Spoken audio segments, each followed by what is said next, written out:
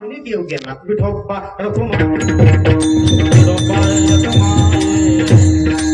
तेव्हा ज्यानं मी जिंकलेला आहे, अहंकार जिंकलेला आहे, त्याला म्हणायचं स्वामी. तिकडं सोनहिरा नावाचा कारखाना आहे सांगली जिल्ह्यामध्ये. मी तिकडे कीर्तन करायला गेलो. सगळे सोन्याचे व्यापारी आहेत. असं ठिकाणी जावं वाटतं आपल्याला कीर्तन करायला. साधी हत्तीच माणसं. एका माणसानं मला कीर्तनाची सेवा दिली होती. सौजन्य कीर्तन हरिनामाचा गजर या कार्यक्रमामध्ये 2026 चे टॉप कीर्तनकार यांचे महाराष्ट्रातील नामवंत कीर्तनकारांचे व्हिडिओ दाखवण्यात येणार आहे. तरी व्हिडिओ आवडला तर लाईक करा, शेअर करा, चॅनलला सबस्क्राईब करा. मला फक्त चहा असला तरी चालेल. तात्यांची माफी मागू. चहा घे म्हणले, चहा आणतो. चहा आणला त्यांनी पिवळ्या कपशी चहा आणला. एरवी पांढऱ्या असतात, त्या पिवळ्या होत्या. चहा पिल्यानंतर कपबशी घेऊन गेला. मग मला म्हणलं, महाराज कपबशा कशाच्या होत्या? मला काय माहिती. म्हणला, महाराज कपबशा सोन्याच्या होत्या. अरे बापरे, उगीच माघारी दिल्या.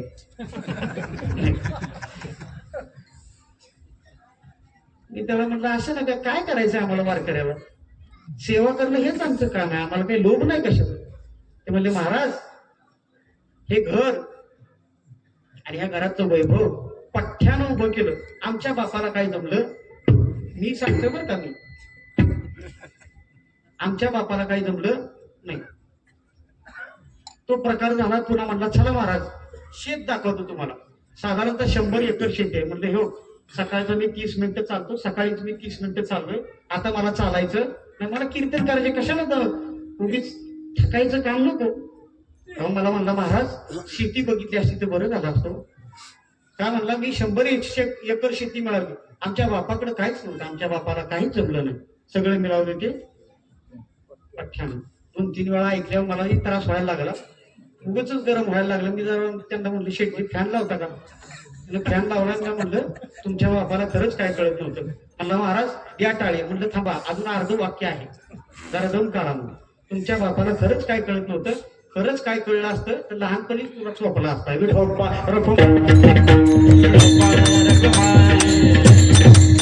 अहंकार फार मोठा रोग आहे मायबा, फार मोठा रोग आहे.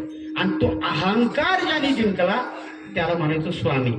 कीर्तनाचा विषय सोडून बाहेर जात नाही, आपलं लक्ष फक्त माझ्याकडे असू. त्या स्वामीतले सगळ्यात मोठे स्वामी वारकरी संप्रदायातले सांगतो. इतका त्रास दिला समाजानं मायबाप, प्रचंड त्रास दिला.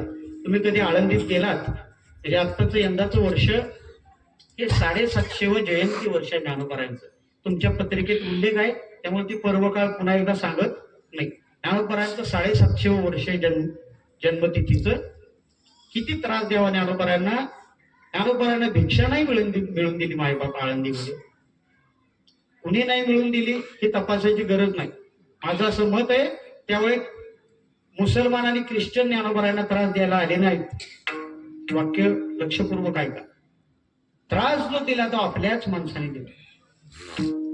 काय दिवसभर भिक्षा मिळाली नाही. एकदा तर निवृत्तीनाथ भिक्षा मागायला गेलेले आहेत. ज्ञानोबाराय त्यांच्या बरोबर आहेत. आणि एका जणानं त्यांची ती भिक्षेची जी पिशवी होती ना, ती ओढून घेतली. भिक्षा पात्र ते ओढून घेतलं आणि सांगितलं, नाही घेतलं, थांबायचं नाही, तर तुला मिळालेली भिक्षा सुद्धा मी नेऊन देणार नाही. निवृत्तीनाथांनी सांगितलं, एक काम करा, ते मला नका देऊ पीठ, पण एक काम करा ना, तेवढी पिशवी तरी मला द्या. तो असा चिडला. त्याचा तो अवतार बघून हातपाय त्याचे थराथरा कापतायत हे बघून ज्ञानोबारायांनी सांगितलं, दादा अरे नको ते पिशवी, कशाला पाहिजे पिशवी, आपण दुसऱ्या पिशवीतनं मागू. निवृत्तीनाथांच्या डोळ्यातून पाणी आलं, अरे ज्ञाना एवढीच पिशवी आहे रे आपल्याला भिक्षा मागायला, पिशवी नाही दुसरी आपल्याला. त्यानं ते वाक्य ऐकल्यानंतर ती पिशवी टराटरा फाटली. ते पीठ खाली पडलं होतं. ते पीठ ही पोरं उचलतील म्हणून त्याच्यावर पाय फिरवला. का तर ती पीठ पोरं उचलतील. दिवसभर खायला मिळालं नाही या भावंडांना मायबाप. म्हणून केळगावचे एक सद्गृहस्थ होते, काशीबा नावाचे. ते संध्याकाळच्या वेळी सगळी आळंदी झोपल्यावर रात्रीच्या वेळी गूळ आणि शेंगदाणे या सर्व भावंडांना आणून देत होते आणि ते गुळ आणि शेंगदाणे खाऊन पाणी पिऊन ते भावंड झोपत होते. इतका त्रास या भावंडाने भोगला मायबाप. आणि तुम्हाला सांगू, ती ज्ञानेश्वरी आज आपण वाचतो आणि ती वाचून सुस्नात होतो. ती ज्ञानेश्वरी मिळण्यासाठी 2 जीवांना आपले प्राण गमवावे लागले, हे विसरू नका. विठोबा पण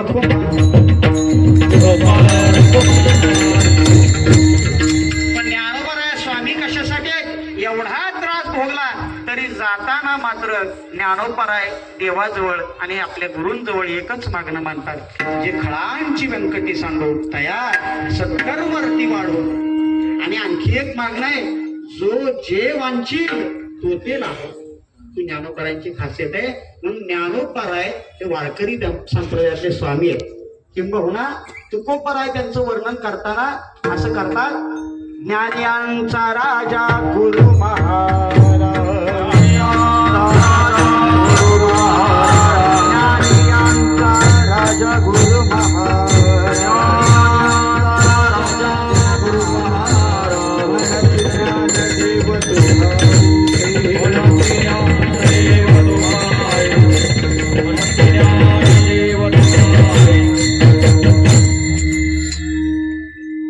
बरं आहे. टाळकरी सावध आहेत ते एक चांगला. तेव्हा ज्ञानोपराय हे वारकरी संप्रदायातले स्वामी आहेत. माझं एक मत आहे, बरेच वारकरी आपली सकाळची स्नान संध्या करत असताना हरिपाठ म्हणतात बरं का. ज्ञानोपराय देवाकडे मागणं मागताना असं मागतात की जे माझे निष्ठावान वारकरी आहेत, स्नान संध्या करत असताना हरिपाठ जे म्हणतात ना, त्या वैष्णवांच्या नामी मी किडा होईल. पण एक विनंती आहे सगळ्या वारकरी मायबापांना, मग ती स्त्री असो अथवा पुरुष असो, स्त्री पुरुष असा भेद मी करत नाही. कारण वारकरी संप्रदाय हा व्यापक विचाराचा आहे, संकुचित नाही.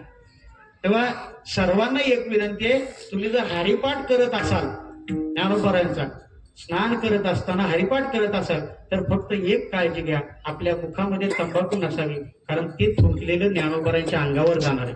आणि महिला मंडळींना विनंती, आपल्या तोंडात मिसरी नसावी, कोल्हापूर सोलापूर ते नसावं. ही ज्ञानोबरांची सेवा आहे. विठोबा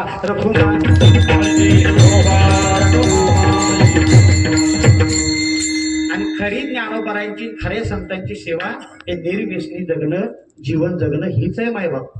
तेव्हा आपण तसं जगावं ही आपल्याला विनंती. मला जास्त कीर्तन नाही करता येत, आपलं सोपं सोपं सांगतो. आणि ते झाले परमार्थातले स्वामी. पण व्यवहारातले काही स्वामी आहेत का नाही, तशी बरीच जण आहेत ते स्वामी बनायला बघतात, पुढं पुढं करतात. पण व्यवहारातला स्वामी कोण, खऱ्या अर्थानं महाराष्ट्राला मान्य असणारे, देशाला मान्य असणारे आणि जगाच्या कानाकोपऱ्यामध्ये ज्यांचा अभ्यास होतो, असा एकच राजा या महाराष्ट्राला मिळाला, ज्यांचं नाव आहे छत्रपती शिवराय.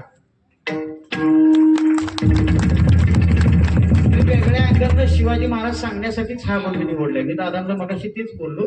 याचं कारण ओढून जाणून शिवाजी महाराज सांगायचे नाहीत. मी कालच बापूंच्या पुण्यतिथीला असं बोललो की कीर्तनात आई सांगणं, बाप सांगणं आणि शिवाजी महाराज सांगणं हे कीर्तनाचे विषय नाही.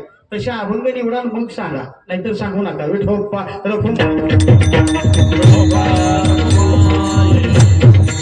याचं कारण त्या छत्रपती शिवरायांनी कधीच मुसलमानांच्या मस्जिदीला हात लावला नाही. त्या छत्रपती शिवरायांचं नाव घेऊन धर्माधर्मात जर विद्वेष लावणार असाल ना, तर शिवरायांचं नावच घेऊ नका. विठोबा रखुमा.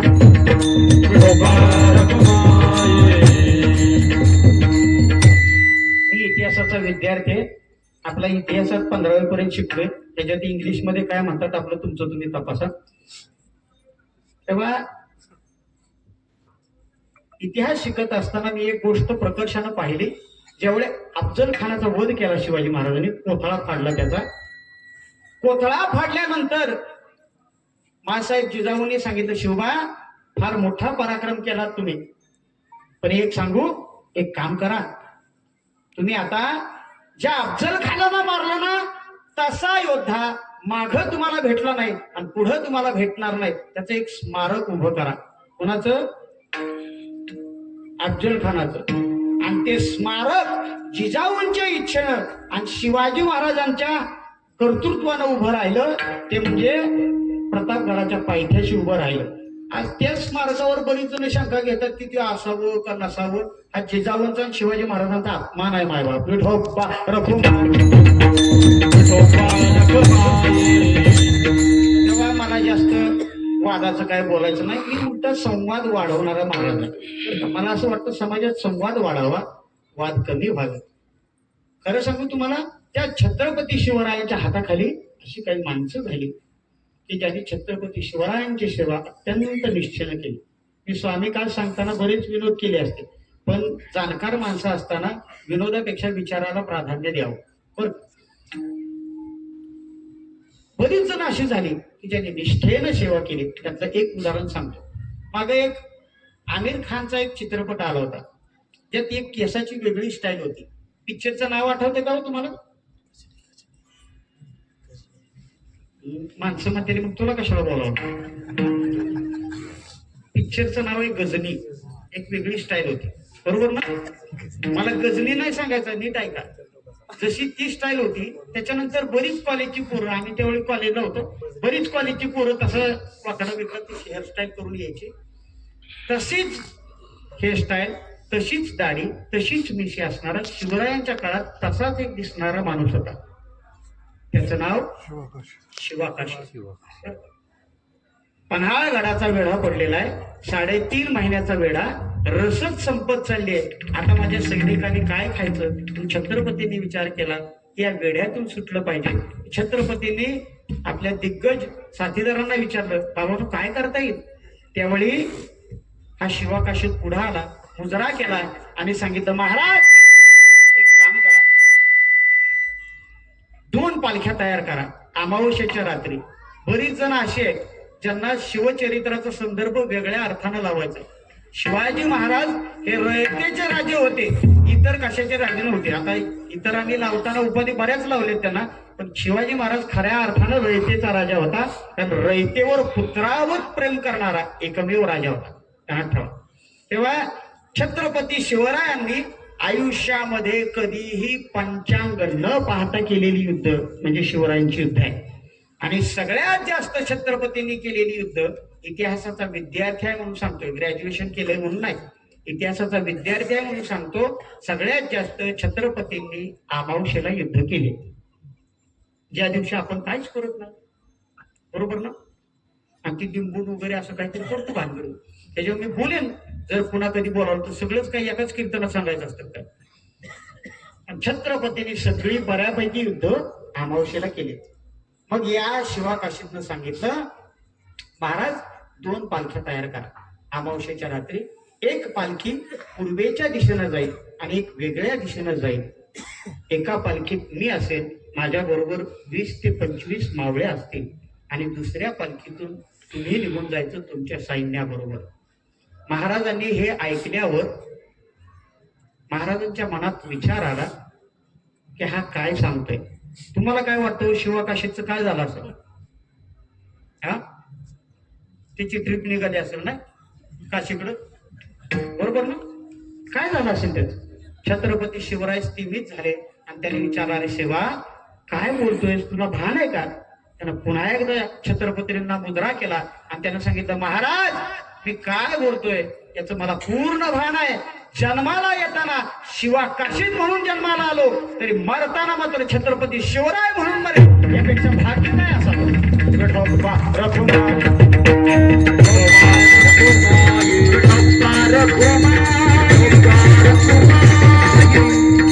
याला म्हणावं स्वामी का. मृत्यू सुद्धा समोर असला तरी जो डगमगत नाही त्याला खरा म्हणायचं स्वामीचा सेवक मायबाप.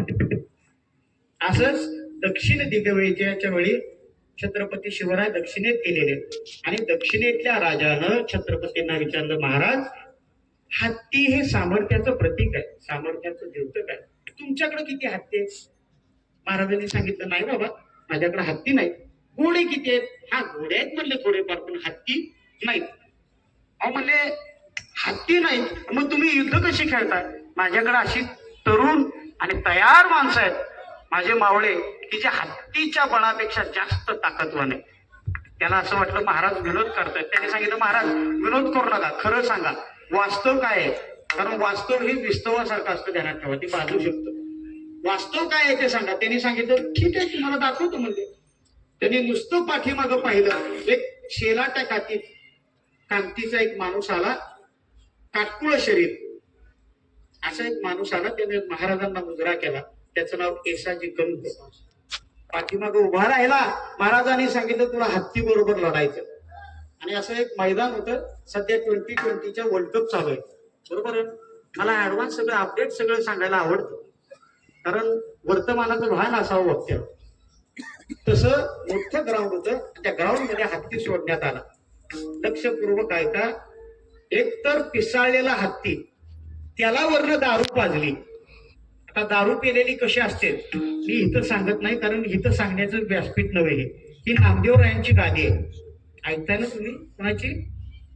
नामदेवरायांची. बरीच जण कीर्तनाच्या गादीवर असं म्हणतात की ही नारदाची गादी आहे. माझं वेगळं मत आहे. नाचू कीर्तनाचे रंगी, ज्ञानदीप लावू दे की पहिला कीर्तनकार नामदेवराय आहेत. ही नामदेवरायांची गादी आहे. विठोबा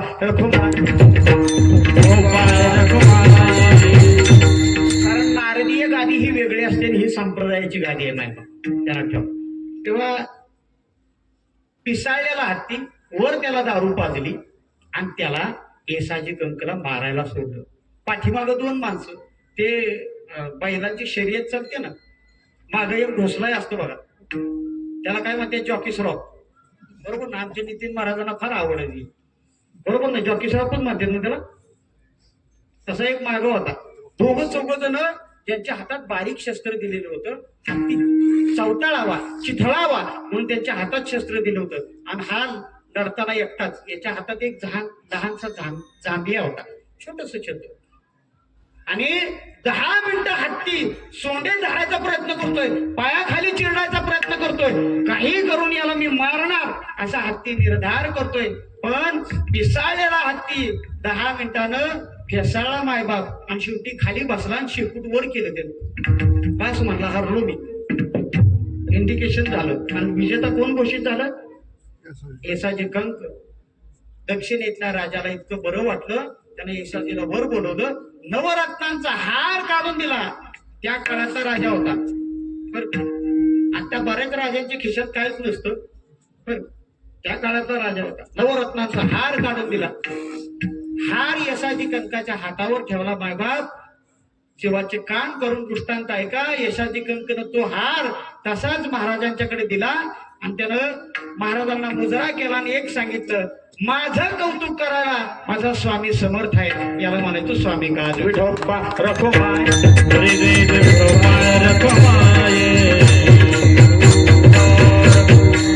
स्वामीचं काम करताना कसल्याही मोहाकडे जो बळी पडत नाही त्याला म्हणायचं स्वामी काज.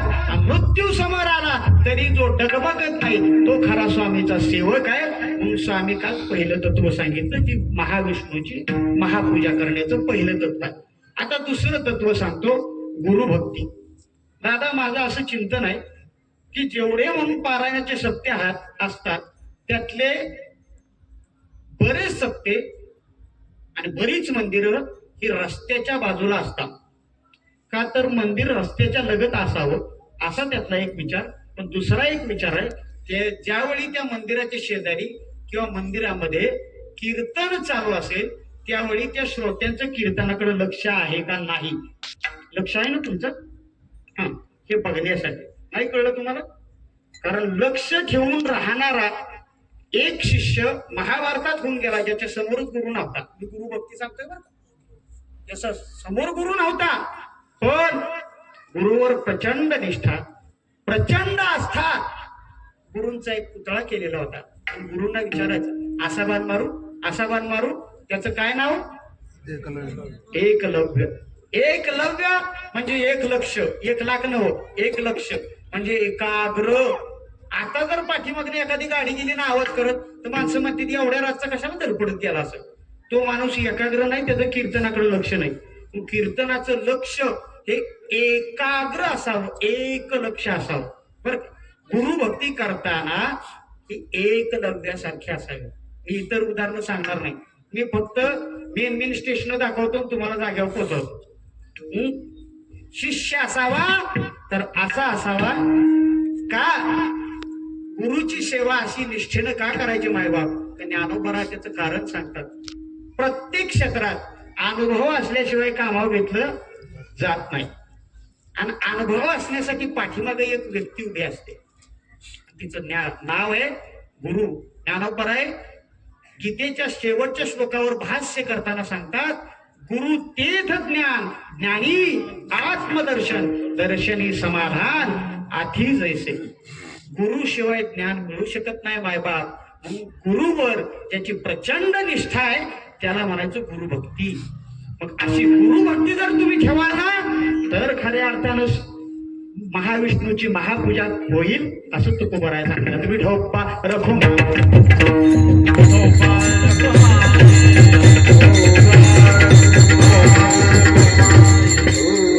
मला 7 स्टेशन गाठाचे 2 स्टेशन माझी सांगून झाली. तिसऱ्या स्टेशनवर नेतो तुम्हाला. आता तिसरं स्टेशन आहे भगवान महाविष्णूची महापूजा करण्याचं, ते म्हणजे सेवा पितृ वचन.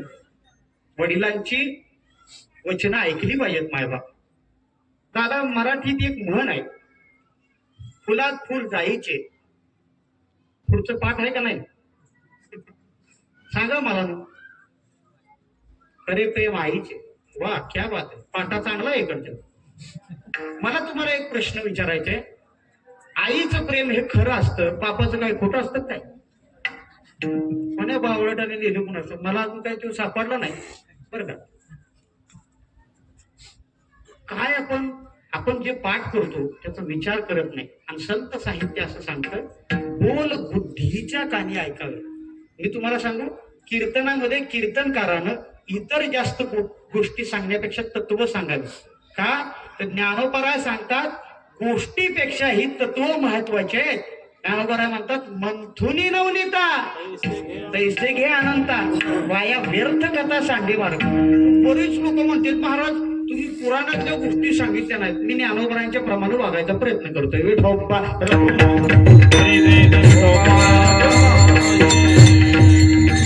तेव्हा वडिलांचं प्रेम खोटं नसतं मायबाप, अजिबात खोटं नसतं. किंबहुना तुम्हाला सांगू, आई ही मुलाच्या रोज जेवण बनवते, पण मुलाला जेवण मिळावं म्हणून 24 तास धडपडत राहतो. त्याचं नाव आहे बाप. आता बरीच जण बापावर बऱ्याच कविता करतात. मी साध्या भाषेत तुम्हाला सांगून जाईल. बाप म्हणजे काय तर जो राखतो घराची आप त्याला म्हणायचं बाप. आणि पिता म्हणजे कोण? रोज पिता, त्याला पिता म्हणायचं का? हा, त्याला पिता नाही म्हणायचं बाप, तर पिता त्यालाच म्हणायचं जो कुटुंबाचं दुःख एकटाच पितो त्याला म्हणायचं पिता. विठोबा रखोबा.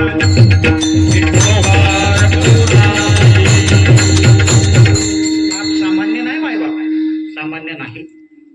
बापाकडे आपलं दुर्लक्ष असतं. आता बरीच कीर्तनकार आहेत, कीर्तनात म्हणतात, मी सगळ्यांची माफी मागून सांगतो, काय सुंदर गातात, मला गाणं फार आवडतं दादा म्हणून मी पण म्हणतो. पण म्हणणाराचं चारित्र्य जरा तपासून बघावं. कीर्तनकार 2 तास काय बोलतो त्यापेक्षा 22 तास काय करतो. आता नाही अवघड बोलत, हे तपासावं. बरेच कीर्तनकार कीर्तनातून म्हणतात,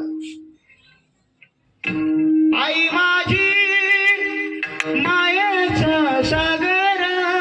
खालची लोक म्हणतात काय कीर्तनकार आहे हो, 5,000 रुपये वाढवून द्या त्याला. पण जात आई बापाला सांभाळत नाही, आई बाप गोट्यात असतील, तुम्ही त्याला द्या 5,000 रुपये वाढवून, म्हणजे कल्याण होईल तुमचं. विठोबा रखोबा. अवघड आहे बाय बाप. आणि अशा चारित्र्यहीन कीर्तनकाराचा समाजावर प्रभाव होण्यापेक्षा समाजावर परिणाम उलटा होईल आणि समाज बिघडत जाईल बाय बाप. माफी मागून सांगतो, पण आपल्याला कळलं की आपलं नेमकं काय चाललं. तेव्हा बाप फार मोठा असतो. आणि तुम्हाला असं वाटतंय ना की बाप काय असतो, मी इतर कोणाचंच नाही सांगणार. आता वैकुंठवासी गुरुवर्य ज्ञानोबा माऊली गोजेगावकर कोणाला माहित नाही?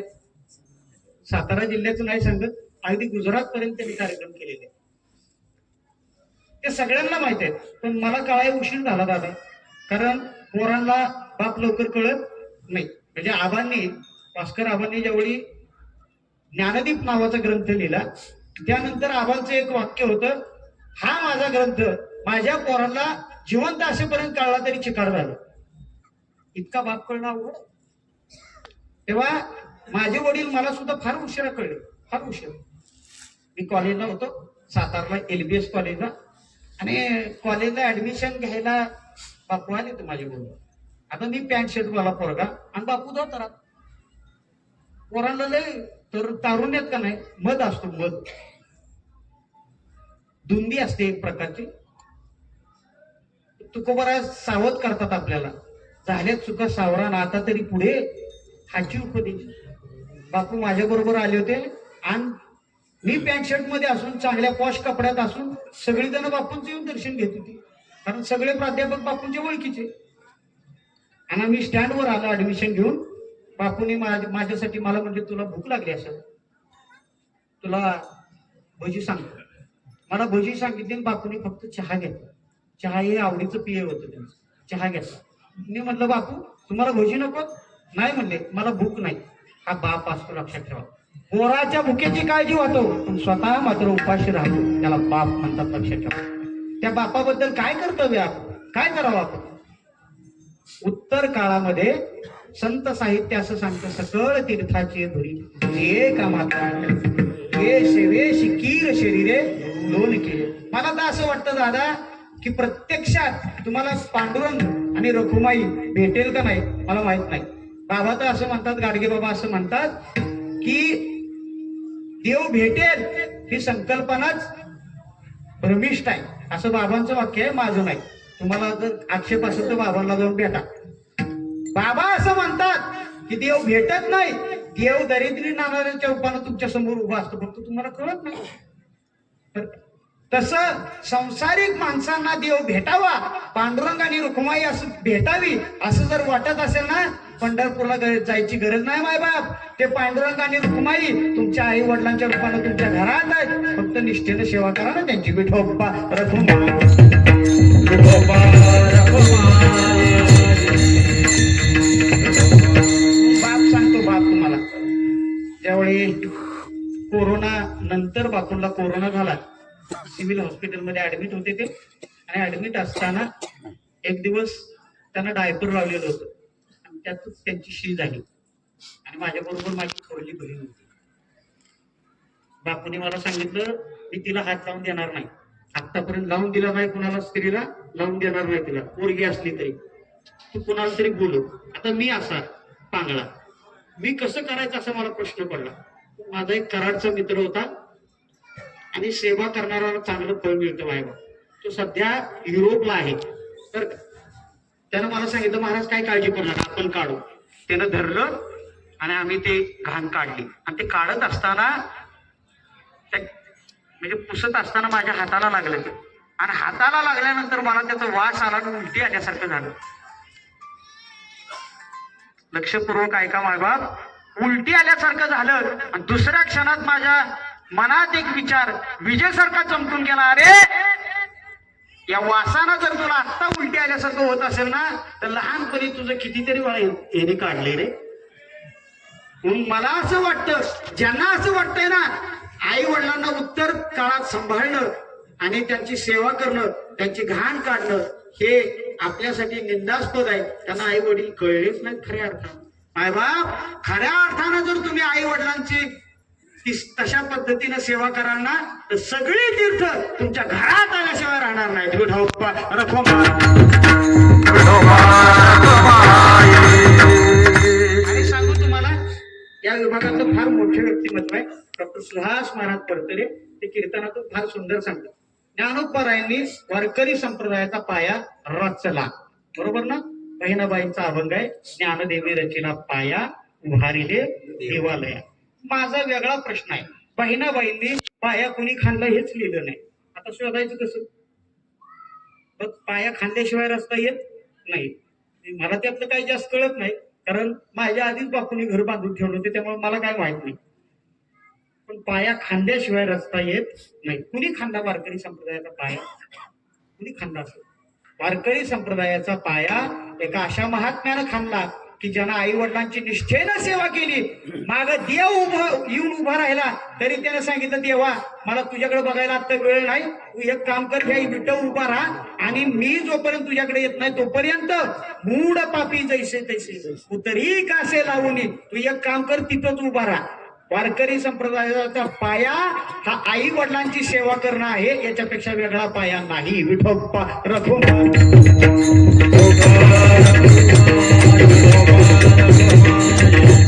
चला मी बाप सांगतो तुम्हाला, रामायणातलं एकच उदाहरण सांगतो. बापू मला नेहमी सांगायचे एक रामायण आणि एक महाभारतातलं उदाहरण सांगावं, मी आधुनिक एक उदाहरण सांगावं. इतिहास माझा सांगून झालाय, महाभारतातलं एक सांगितलं, आता रामायणातलं एक सांगतो. वडिलांनी आईला वचन दिलंय आणि उद्या गादी बसणारा युवराज त्याला वनवासाला जावं लागलं. मी अयोध्यातल्या रामाचं सांगतोय बरं का. आत्ताचा राम असता तर बापाव केस ठोकली असती हायकोर्टात.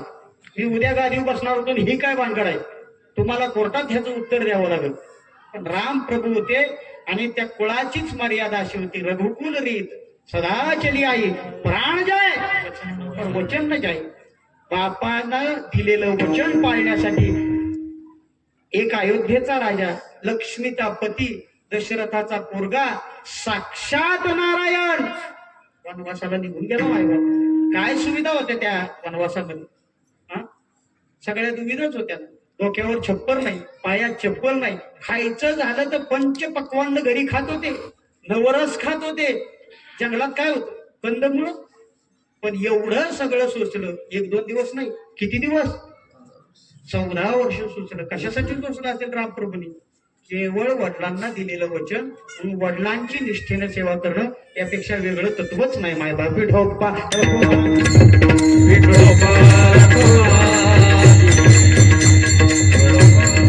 मला 3 स्टेशन आपली पार झाली, 4थ्या स्टेशनकडे या. पतीची सेवा निष्ठेनं करावी बरं का, निष्ठेनं करावी, निष्ठा निष्ठेनं नव्हं. मराठी भाषा फार जबरदस्त आहे. मी इतर कोणाचं उदाहरण सांगत नाही, मला वेळेत बसवायचे. ज्या जगद्गुरु तुकोबारांचा हा अभंग आहे, ते तुकोबारांचं सांगतो. तुकोबारांच्या पत्नी लई चरित्रकारांनी त्यांना नावं ठेवली. जिजाऊ तुकोबारांना शिव्या देत होत्या, जिजाऊ तुकोबारांना बरं बोलत नव्हत्या. माझ्याकडे सगळी चरित्र आहेत, घरी आला तर सगळी दाखवतो तुम्हाला. अगदी ल रा पांघारकरांच्या पासून ते अगदी सगळी चरित्र आहेत, आत्ताच्या आह साळुंखेपर्यंत. आणि तुम्हाला एक सांगतो, फार मोठं व्यक्तिमत्व होऊन गेलं. कीर्तन केसरी महादेव महाराज जगताप. सध्याच्या माणसांना नाव पण माहित नाही, मी त्यांचं कीर्तन समोर बसून ऐकलं.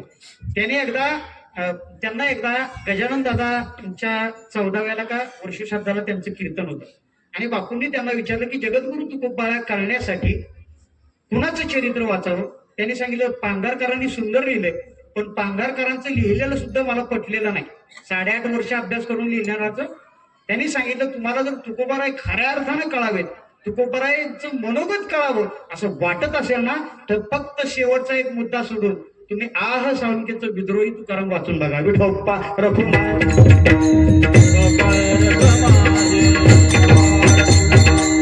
आह साळुंखेने हा मुद्दा फोडून काढलेला आहे की जिजाऊ तुकोबारांना बोलत होत्या, किंबहुना जिजाऊ तुकोबारांच्यावर निरतिशय प्रेम करत होत्या बरं का. तुकोबाराय ही भजनी मंडळी असतात ना, म्हणजे आमचं नका उदाहरण घेऊ. तुकोबाराय पोहोचलेला महात्मा होता बरं का. देहीच विदेही भोगू दशा, अशा प्रकारचं व्यक्तिमत्व. सकाळी उठलं, स्नान संध्या झाली की जे बाहेर पडायचे ते सांगून जात नव्हते, आवले मी इकडे जातोय.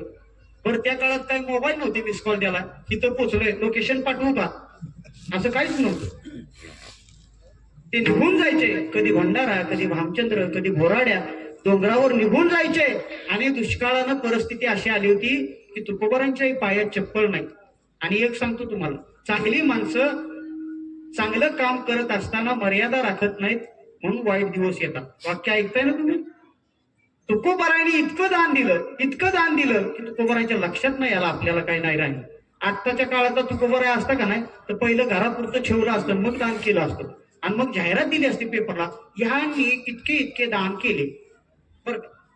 पारायणात जर एखाद्याचं नाव चुकून जर चुकलं तर काय जण असा मोक्ष करते की आमचा, पारायणाचे तिकडचे कार्यकर्ते आम्हीच. फार वाईट असते. तुकोबारायने तसं काहीच नाही केलं. जेवढं होतं ना तेवढं उदार हस्ते दान केलं. आणि माझं असं मत आहे की जगद्गुरु तुकोबारायांची गाथा का वर आली याच्यावर मी विचार करत होतो. जेवढे 400 वर्ष पूर्ण झाली ना तुकोबारायला, त्यावेळी माझ्या मनामध्ये असा विचार आला, तुकोबारायांची गाथा वर येण्याचं कारण, आत्ताच्या तुकोबारायाने जर अभंग लिहिले तर त्याची गाथा वर येईल का हो? तुम्हाला काय वाटतंय? पण तुकोबारायांची गाथा वर आली याचं कारण, तुकोबारायांनी समाजाला त्रास होऊ नये, दुष्काळ पडलाय म्हणून सगळी कर्ज खत बुडवली म्हणून तुकोबारायांची गाथा वर आली. मायबा विठोबा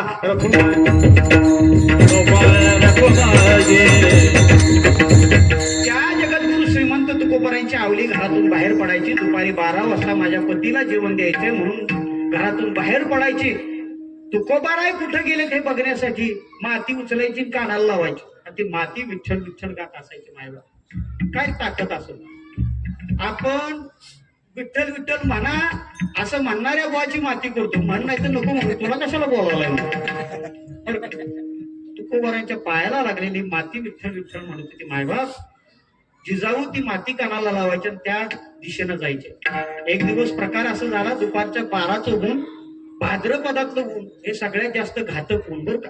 त्याला भादव्याची ताप म्हणतात आणि इंग्लिशमध्ये त्याला शब्द आहे ऑक्टोबर हीट. सगळ्यात जास्त घातक म्हणजे उन्हाळ्यापेक्षा जास्त घातक. ज्यांना हृदयविकाराचा त्रास आहे त्यांनी तसल्या उन्हात बाहेर पडायचं नाही, अजिबात बाहेर पडत नाही. त्या उन्हामध्ये दुपारच्या वेळी जिजाऊ चाललेले आहेत आणि पायात काटा लागला. आणि आपल्याकडे एक काटा आहे, आपल्याकडे एक बाबळ आहे, त्याचं नाव कसली बाबळ? येडी. कुणी नाव ठेवलं कुणाला? येडी बाबळ कुणाला म्हणायचं सांगतो तुम्हाला. मायबाप चांगलंच चाललेलं असेल तिथं मध्ये खोडा घालते ना, येडी बाबळ म्हणायचं. चांगला आमचं तरुण एखादं 20-21 वर्षाचं पोरग जर माळ घालत असलं ना त्याला येडी बाबळ काढते. बाबळटा एका वय तुझं माळ घालायचं, त्या काय खायचं असतं, पियाचं असतं, मस्त पैकी राहायचं असतं. हा कशाला माळ घालते? मन मारून जगायचं नसतं. त्या बावळटाला माहित नाही मनही मरत नसतं आणि आत्माही मरत नसतो, त्या अमर असणाऱ्या गोष्टी असतात. नाही काय कितीचं तत्वज्ञान आपण नीट अभ्यासत नाही, काही बोलतात. त्याला म्हणायची येडी बाबळ.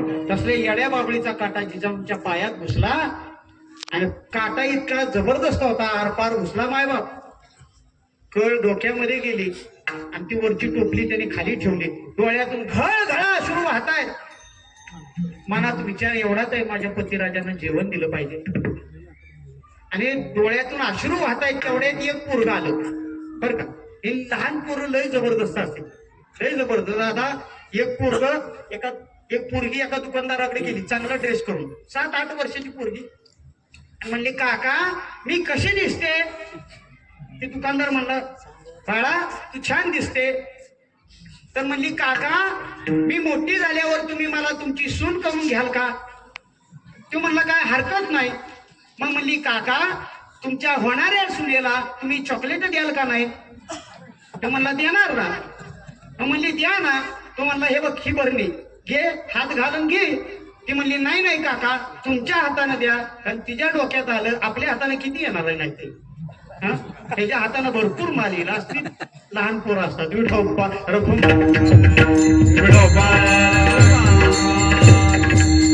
तसं एक लहान मुलगा आलं, ठाईचाची काळा अनादी बहु काळा असं एक काळं पोरग तिथं आलं 13-14 वर्षाचं. आणि त्यानं सांगितलं माई काय रडताय, काय झालं? म्हणजे बाळा पायात काटा मोडलाय. मला मी काढू का काटा?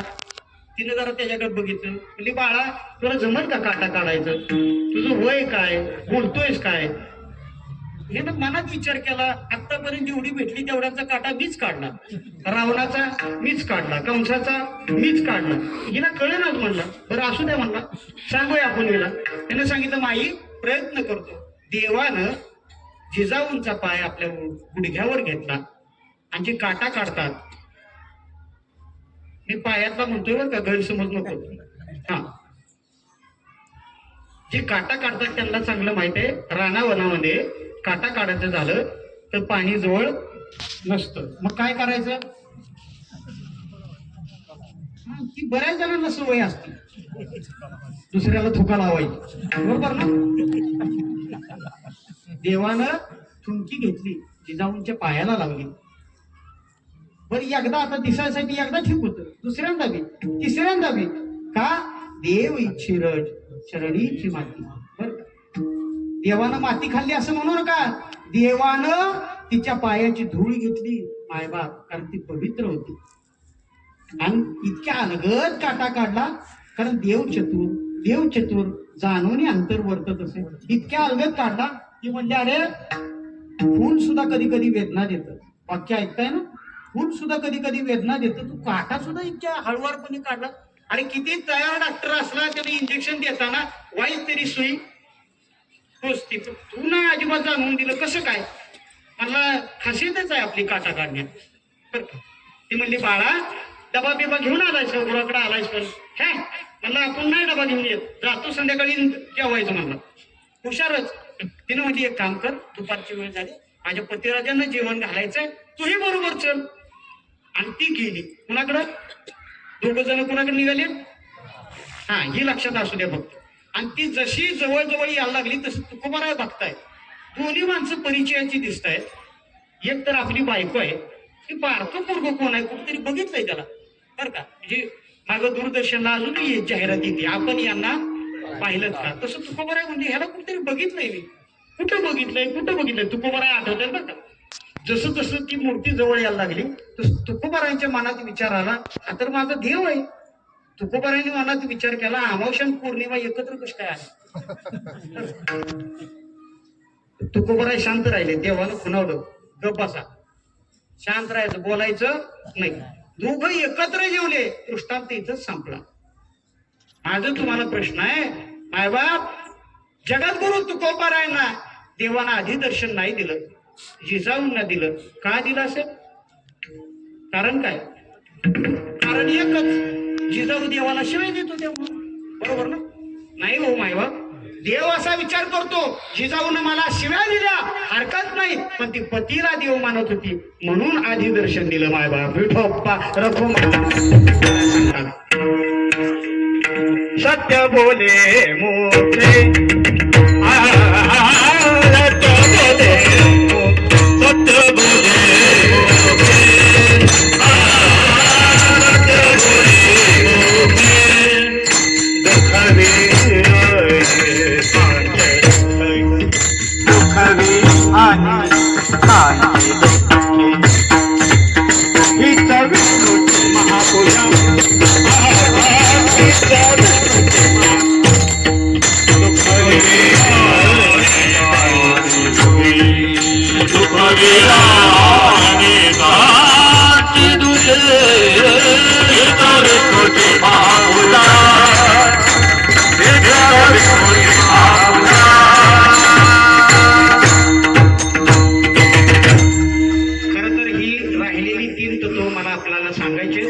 पण मी आपली माफी मागतो. बोलता बोलता मी ढसाळ बोलत गेलो. 9:15 झाली, याच्याकडे माझं लक्षच नाही बरं का. तेव्हा मी आपली माफी मागतो. जर आपण 5 मिनिटं दिली तर राहिलेलं सांगतो, नाही तर जागेवर थांबतो. हा वा, आज देव भल्या आहे माझ्या. विठोबा रखमा,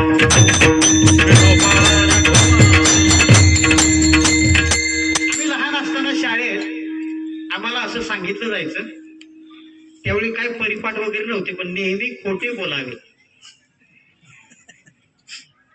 जागे आहेत म्हणजे काय वाक्य, नेहमी खरे बोलावे. किती जण बोलते?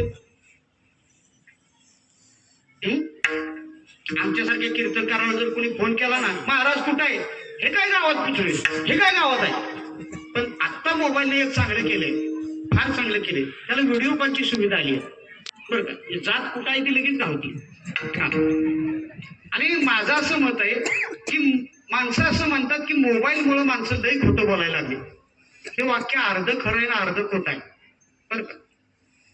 माझं असं मत आहे की मोबाईल यायच्या आधी काय खोटं बोलतच नव्हती काय, सगळे हरिश्चंद्रच होते काय. हा फक्त मोबाईल आल्यापासून जास्त बोलायला लागली आणि व्हिडिओ कॉल आल्यापासून डायरेक्ट जाग्यावर धावायला लागली. विठोबा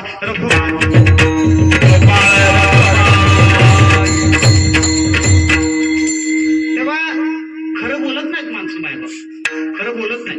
खरं बोलणं हीच विष्णूची महापूजा. लक्षपूर्वक ऐका. मला परवा दिवशी एक जणांना मुलानं सांगितलं म्हणजे महाराज मी मुलगी बघायला निघाले, वय वर्ष 35 अजून झालं नाही. त्या म्हणलं नको करूस, नको भानगडीत पडूस, 30-35 वर्षासाठी कशाला भानगडीत पडतोय. म्हणलं एकदा अक्षता पडल्या पाहिजे. म्हणलं तुला काय माहित आहे, माझ्या बायकोचं नाव अक्षता आहे, रोज माझ्या नावानं खड्या फोडत असते. अक्षता या शब्दाचा अर्थ आहे अ म्हणजे अर्पण भाव, त म्हणजे तारतम्य आणि ता म्हणजे अ म्हणजे अर्पण भाव, क्ष म्हणजे क्षमाशीलता आणि ता म्हणजे तारतम्य. हे दोघांच असलं पाहिजे म्हणून अक्षता टाकायचं. बरं उगाच तांदळाचं नाच नव्हतं, त्यात काहीतरी अर्थ आहे. बरं आमच्या बायकोचंच नाव अक्षता असल्यामुळे आमच्यावर रोज फुलं पडते, मजा येते. तेव्हा मी त्याला म्हणलं अरे नको भानगडीत पडूस, तुला काय माहित आहे लग्न हा असा किल्ला आहे की ज्याचं झालं नाही तो त्या किल्ल्यात घुसाय बघतो आणि ज्याचं झालंय त्याला घुसमट होत असते ते त्या बाहेर पडायला बघतो. बरं का, असं पुलंचं वाक्य आहे, माझं नाही. लय अवघड गोष्ट आहे. तो मला म्हणला महाराज गप गाडीवर बसता का. म्हणलं चल. म्हणलं मुलगी बघायला निघाले, फक्त तुम्ही एक काम करायचं, गप बसायचं, बोलायचं नाही. अरे म्हणलं मी बोलायचंच पैसे घेतो. काय म्हणलं तुम्ही तोंड बंद ठेवायचं आणि तर माझ्या बरोबर चालायचं. तर ती काय कार्यक्रम असतो, बघायचा कार्यक्रम असतो म्हणायचं, त्याची विशिष्ट नाश्ता असतो. कशाचा, गोटव्याचा, हा कांदे पोहे. आता ती कांदे पोहेच का असते ती, त्याचा मी शोध घेतो. प्रत्येक गोष्टीच्या फलात गेलं पाहिजे माझं असते. तर कांदे पोहे म्हणण्यापेक्षा वादे पोहे म्हणले पाहिजे. बरं ती कांदे पोह्याचा कार्यक्रम झाला, चहा बी झाला, सगळं झालं. आणि मग त्याला मुलगी पसंत पडली आणि ह्याच्या होणाऱ्या सासऱ्यांनी याला विचारायला सुरुवात केली, बरं तुमचं कसं काय. हा आपलं म्हणलं भारी काम आहे, कुपर कंपनीत परमनंट जॉब, पगार 55,000 रुपये. बोलताना ढिलं कशाला बोलायचं. बरं म्हणले घरी जमीन बिमीन 5 एकर जमीन. कधीच खोटं बोलला नाही वायवा. त्याला काय म्हटलं जायचं, धर्मराज म्हटलं जायचं. खरं बोलणाऱ्या माणसांना धर्मराज म्हटलं जातं. नुसतं नावाचं नाही, तसा माणूस असावा. बरं का, युधिष्ठिर कधीच खोटं बोलला नाही, एकदाच फक्त बोलला, नरोवा कुंजरोवा. हत्ती मेला का माणूस मेला मला माहित नाही, परिणाम अंगुष्ट त्या कर्मा साठी गेला. परिणाम असा झाला अख्खा अंगठा ठेवून जावं लागलं. नाहीतर माझं असं मत आहे जगद्गुरु तुकोबारायांच्या आधी धर्मराजाचं नाव लागलं असतं. कुठं, सदेह वैकुंठ गमना. पण लिस्टला नंबर 2 ला त्याचं नाव लागलं, आता अंगठा राहिला म्हणून नंबर 2 ला देऊ. आणि 1 नंबरला कोण, जगद्गुरु तुकोबाराय. तो युधिष्ठिर आयुष्यात अर्ध खोटं बोलला तर 1 अंगठा ठेवून जावं लागलं. आपण कधीतरी खोरं बोलतो का नेहमीच खोटं बोलतो. आपलं काय काय वर जाईल जरा कीर्तनानंतर घरी जा, वही चाचपा आणि त्याच्यात लिहून काढा आणि उद्या सकाळनं मला फोन करा, नितीन महाराजांच्याकडे नंबर देऊन जातो. विठोबा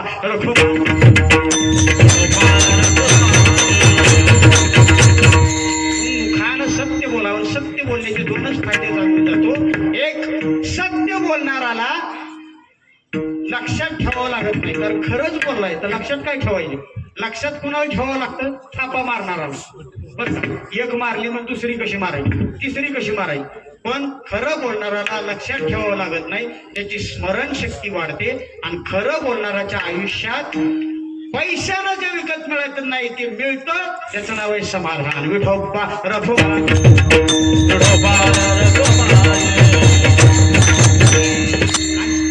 सहावं तत्व आहे भगवान महाविष्णूची महापूजा करण्याचं.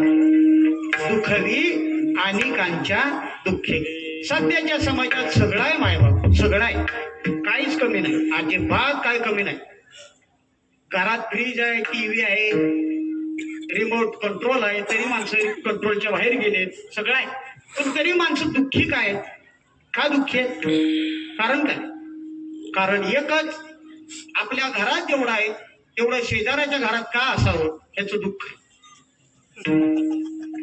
आणि हे दुःख वाईट आहे, हे त्रासदायक दुःख आहे.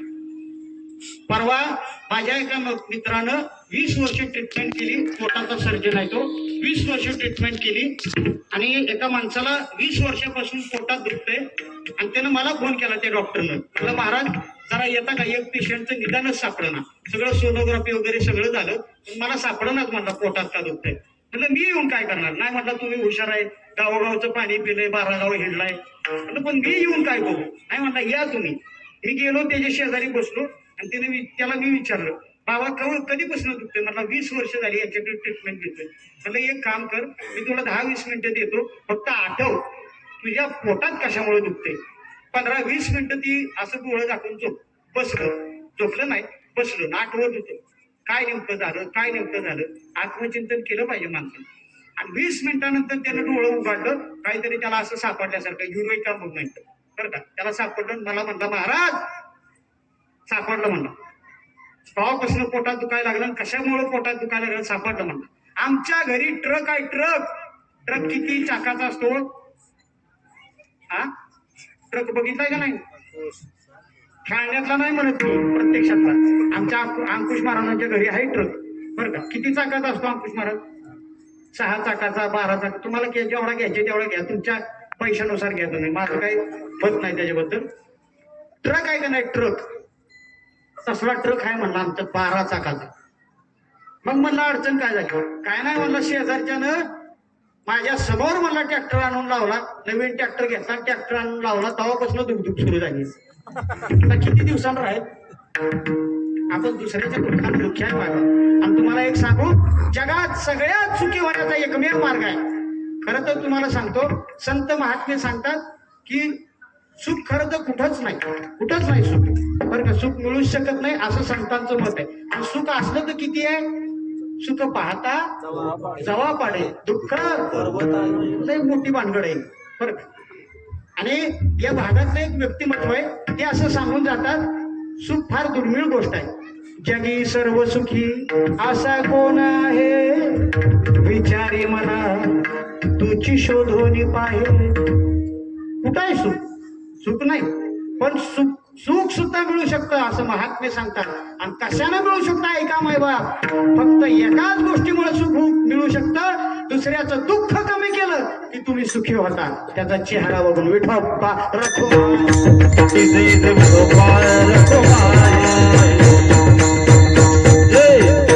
ऐका मायबाप. गाडगे महाराज सांगतात, अरे एखादा उपाशी असेल ना तर त्याला भाकरी द्या, एखादा तहानलेला असेल ना तर त्याला पाणी द्या, एखादा उघडा लागला असेल ना तर त्याच्या अंगावर वस्त्र द्या, एखादा निराश असेल ना तर त्याला हिंमत द्या. यापेक्षा वेगळं सुख नाही जगात.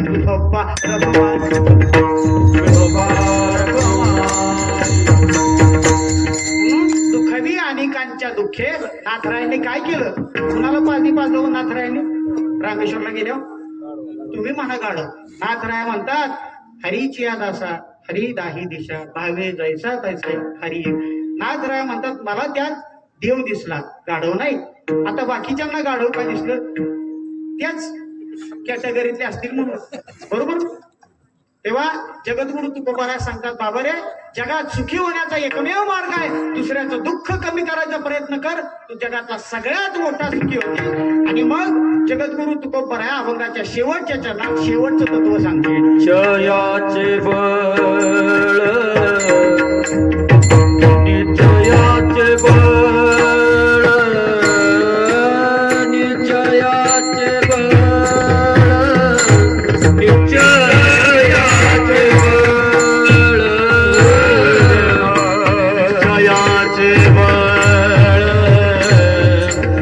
निश्चयाचे बळ, निश्चयाचे बळ,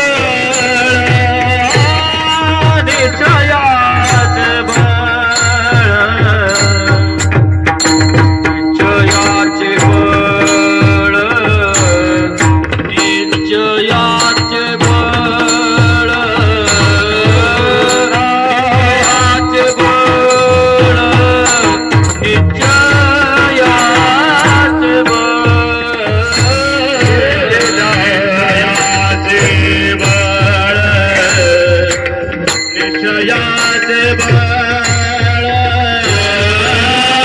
निश्चयाचे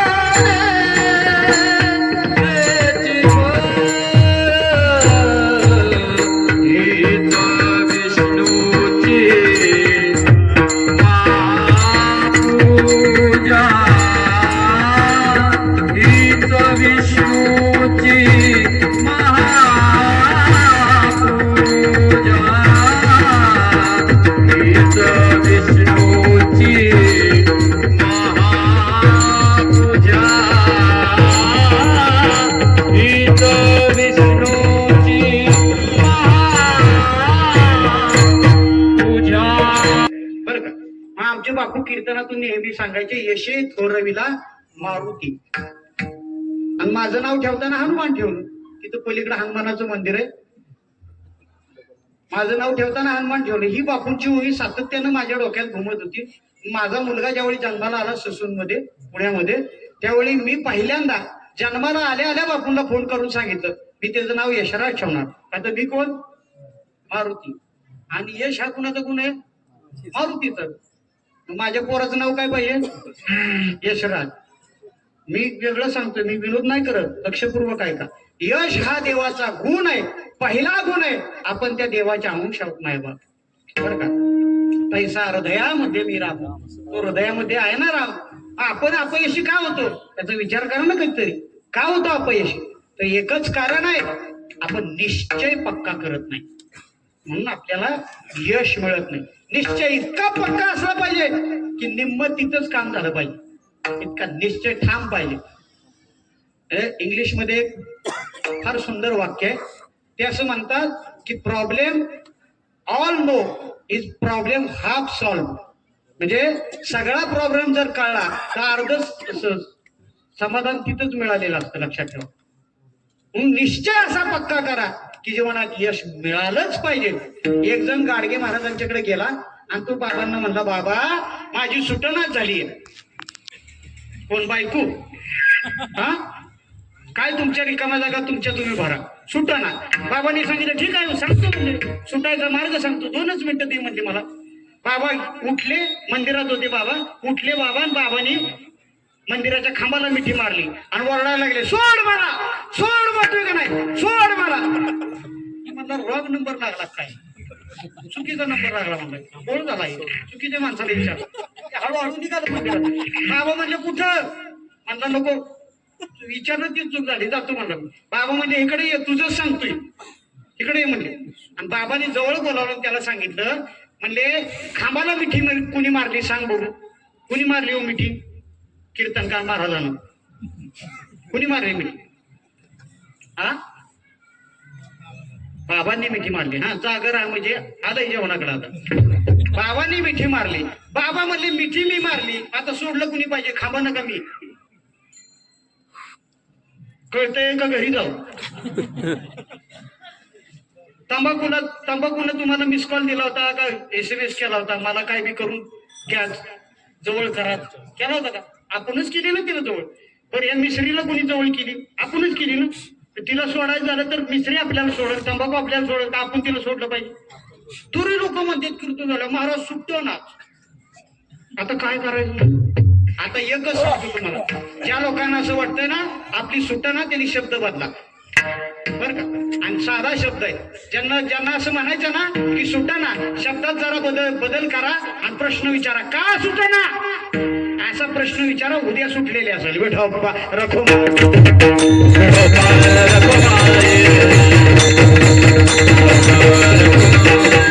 कीर्तन संपलं. 7 तत्व जगद्गुरु तुकोबारायांनी सांगितली. पहिलं तत्व आहे महाविष्णूची महापूजा करण्याचं स्वामीकान. दुसरं तत्व आहे महाविष्णूची महापूजा करण्याचं आहे गुरुभक्ती. तिसरं तत्व आहे महाविष्णूची महापूजा करण्याचं आहे पितृवचन. चौथं तत्व आहे महाविष्णूची महापूजा करण्याचं सेवापती. 5वं तत्व आहे महाविष्णूची महापूजा करण्याचं सत्य बोले मुखे, मुखानं सत्य बोला, समाधान मिळेल. 6वं तत्व आहे महाविष्णूची महापूजा करण्याचं दुसऱ्याच्या दुःखानं दुःखी व्हा, दुसऱ्याचं दुःख कमी करण्याचा प्रयत्न करा. आणि 7वं तत्व आहे असा निश्चय करा, आयुष्यात फळ मिळालेलं असेल. आणि तुम्हाला एक सांगतो मायबाप जाता जाता, एवढंच सांगतो थांबतो, निर्व्यसनी जीवन जगायचा प्रयत्न करा. निर्व्यसनी व्हा, गळ्यात माळ असू द्या, पंढरीचे वारकरी व्हा. कारण महाराष्ट्राच्या मातीत आपण जन्माला आलेलो, या जीवनाची माती व्हायच्या या त्या पांडुरंगाचं एकदा दर्शन घेऊन या. जीवनाचं सार्थक झाल्याशिवाय राहणार नाही. विठ्ठल जय.